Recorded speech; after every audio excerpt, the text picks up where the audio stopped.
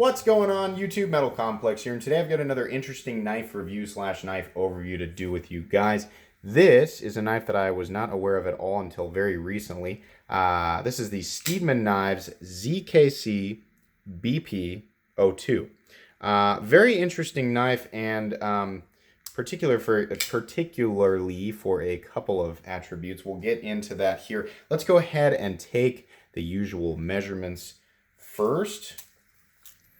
Overall length of this guy is going to be just under, surprisingly, I thought it was right at 8 inches. That was my guess anyways. 7 3/4 inches. But look at that blade length. 3.5 inches on the blade length. That's total blade length and cutting edge. So this is one of those knives that has a truly excellent, as far as the overall, I mean, think about how many knives you're aware of that have a 3.5 inch blade and how much bigger a lot of them are. This is a 7 3/4 inch overall knife with a 3.5 inch blade. Let's go ahead and do some size comparisons here up against the Ontario Rat Model 1. Rat 1 coming in at 8.6 inches overall. How about the Spyderco PM2? PM2 coming in at 8.3 inches overall. How about up against the Benchmade Griptilian, or in this case, the Ritter Hogue? Ritter Hogue coming in at 8 inches overall. And last but not least, the Spyderco Delica. Spyderco Delica coming in at 7 inches overall. This knife was provided to me once again by my buddy Lon. I pulled it out of his pocket. He said, "This is what I'm using because you have all my knives right now." And I took a look at it and I flipped it over and I saw that it said Stedemon Knives on the pocket clip. And I was familiar with the name, but I'd never actually handled one. And there was one particular thing that I noticed about it that really stood out. Aside from its, I'm not a big fan of this color combination. I do like the silhouette and the profile. One thing stood out to me, and it was this. Oh my gosh. Let me do that for you again.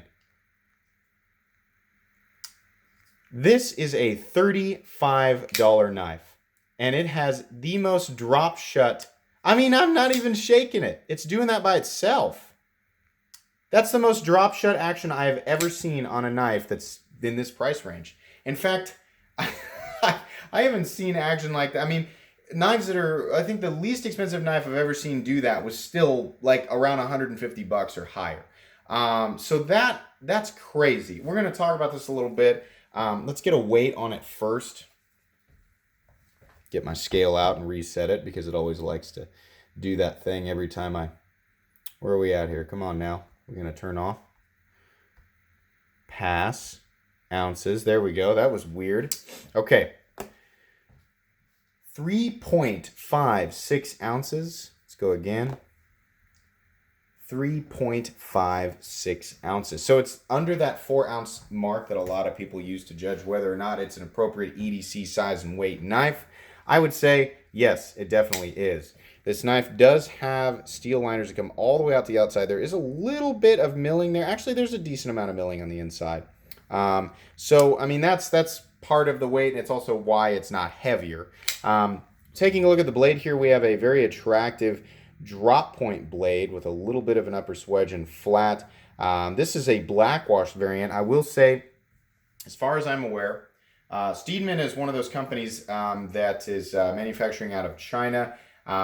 They have a premium line and they have a budget line. This is in their budget line. This exact same knife can be found in their premium line for somewhere around $260. It's got a CTS 204P blade and a titanium frame, which is really interesting to me. I don't know a whole lot about their premium line, so maybe I'll in the future get a chance to handle one. This is a $35 knife. With actually on the website, it says the scales are polymer, and I think these don't look like G10 to me on the sides. They're not fiber, so this is probably a plastic. Though it does look really nice. The milling on it's really nice. I mean, it's nice to the touch. And then the blade steel, unfortunately, is 440C. I'll go ahead and say it. This 440C, we shouldn't be seeing that anymore. 440C should be a steel that you see maybe on ultra budget fixed blades and maybe like gas station or novelty fold. I mean, I know that it was a much better steel on its day, and honestly, I shouldn't even say that. That's really snobby of me to say, because 440C, when it's heat treated correctly, actually a lot of people say it's a great user steel. But as far as what the knife world, it's one of those things. I'm actually made fun of myself for saying stuff like this last week in my top 10 kind of annoying knife nut expressions, where I talked about like always wanting more, for what we're paying. But as far as the current trends and the current demands of the knife world, 440C just isn't something that's appealing in this price range. I mean, I think a lot of people, and after I get done talking about this, I'll explain why, a lot of people might pay a little bit more money for this if it was in D2 steel, along with some other changes. But that's something that should let's just collectively move to D2, in this price range. If you're going to go out of your way to make something with a really good design and good aesthetic features, go ahead and move to D2. That's just going to make more people happy. That's just my opinion. You don't have to agree with me. I'm sure there are lots of reasons not to move to D2, like the fact that 440C is stainless. That's an advantage it has over D2. I'll admit D2 doesn't solve all problems. It's just what I'd like to see. Anyways, you have thumb studs up here with no texturing on them whatsoever, which we're going to talk about as well. You have their logo and symbol down here. Looks okay. I kind of appreciate where they put it on the blade. Like I was saying, there's actually multiple variants of this. You can get it in a satin blade. You can get different colors of the scales, things like that. So if this isn't your cup of tea, take a look at Blade HQ's website, where I found this, again, for $35. You can probably get it in other places for a little bit less, but there are quite a few variants. Moving down to the handle scales, you have a unique design in the sense that the pivot and one of the scale screws is actually the exact same screw. I don't know why, but I like that. I really, really like the finish on that and how it's kind of cupped in and beveled on the outside. That's nice. The milling they've done on the scales looks nice. I think that's a trend that you see on a lot of their models. The scales are actually shadow boxed on the liners, meaning you can see the liners behind the scales. And when it's that close, I really like it. Moving back here, you've got a plastic backspacer lanyard loop thing. I mean, that's fine. I really would prefer that it just wasn't there, so you could move the pocket clip a little bit back, because it's actually carrying like right here.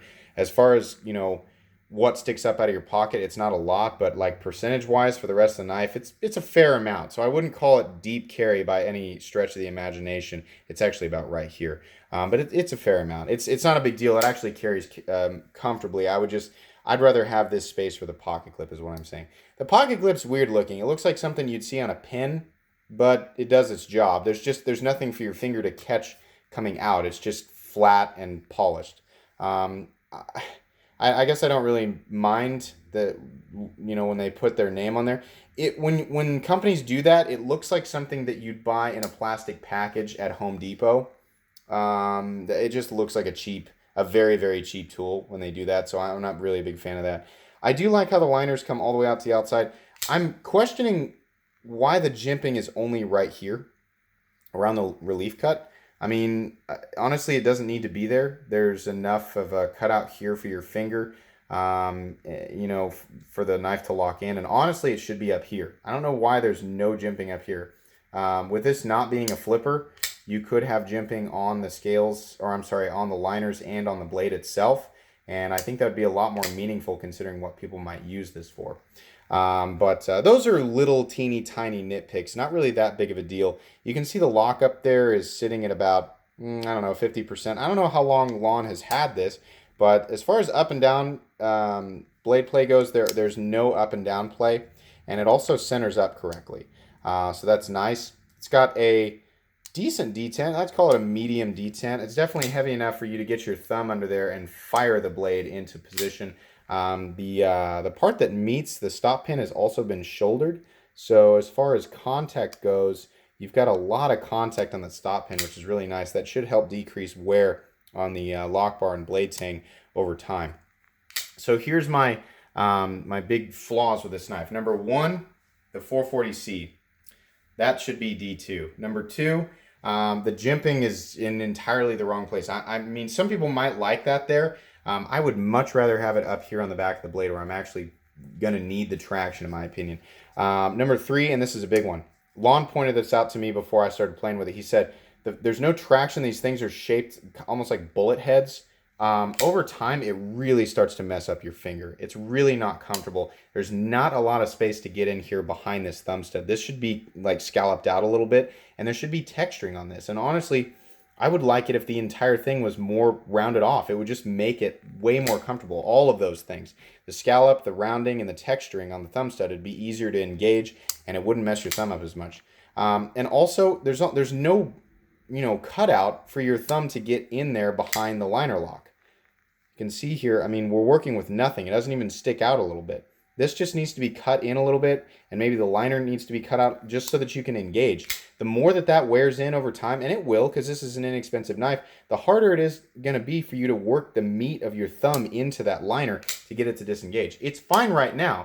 I would say its most redeeming quality is, number one, it's actually a really attractive design. And number two, this action is freaking crazy.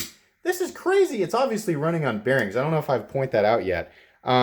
But yeah, far and away, the craziest action I have ever felt on a budget knife. I mean, it's insane. I can't believe how fall shutty that is. I mean, it's just ready to just close, you know? That's amazing in and of itself. We have a little bit of left and right blade play. I'm sure that can be adjusted out. Lon's been using this a little bit, so I'm sure it just needs to be tightened up. But even with that, the action is so good right now. I'm sure the action would still be insane even if it were tightened up just a little bit. It's kind of frustrating because when you have a knife that looks good and is offered in multiple variants and even a premium variant, and you have that type of action, to have something like 440C and little kind of silly issues like the thumb stud thing, I mean, I feel like before it was released, somebody had to have been like, that's kind of painful. Maybe we could just cut this out a little bit and then make a little bit more room. Even if they didn't fix the issue with the liner lock, they just texture this, round it off a little bit, cut this out a little bit so that you can engage. Maybe that would be nicer. But the action, it's just because I want it to be coupled with the insane action. I have no room to get my finger in behind that thing. But let me show you how perfect the detent is tuned in coordination with the action on this knife. I can actually use this tiny little chunk of meat on my finger to engage about that much on this, break the detent, and get it to deploy perfectly. That's how smooth that thing is. So that's why it's frustrating. I can't fully recommend this knife at 35 bucks. If this knife was 20 bucks, yeah, sure, because at 20 bucks, I mean, who cares? Honestly though, if you like how this knife looks and you're intrigued by how insane the action is on this, and you're okay with 440C and some of these other issues that I've pointed out, then yeah, go ahead. I mean, 35 bucks is still only 35 bucks. It's not that bad. There's better competition out there, but maybe this knife just speaks to you. If Stedemon knives were to upgrade this to D2 and fix those little tiny issues with the thumb stud and the engagement of the thumb stud, at least I could ignore the jimping and even the cutout on the liner lock. If they were to address those and keep it at like, I don't know, 40, 45, with the addition of D2, oh man, yeah, you'd have a winner there, absolutely. This would be a great knife. So not going to come fully recommended by me, but it is cool, and if you decide to go ahead and spend the money on it, or you've already spent the money on it, I don't think it's the worst use of $35, definitely. So anyways, guys, I hope you enjoyed this video. I hope it was at least entertaining. If you did enjoy it or you found it informative, please leave a like. If you would like to check out my other content, I do, of course, have lots of videos of knives that are either expensive or inexpensive that I do or don't like. So check those out. And if you enjoy all my content, then please subscribe to my channel because there's definitely more coming. Thanks again for watching, everybody, and have a great day.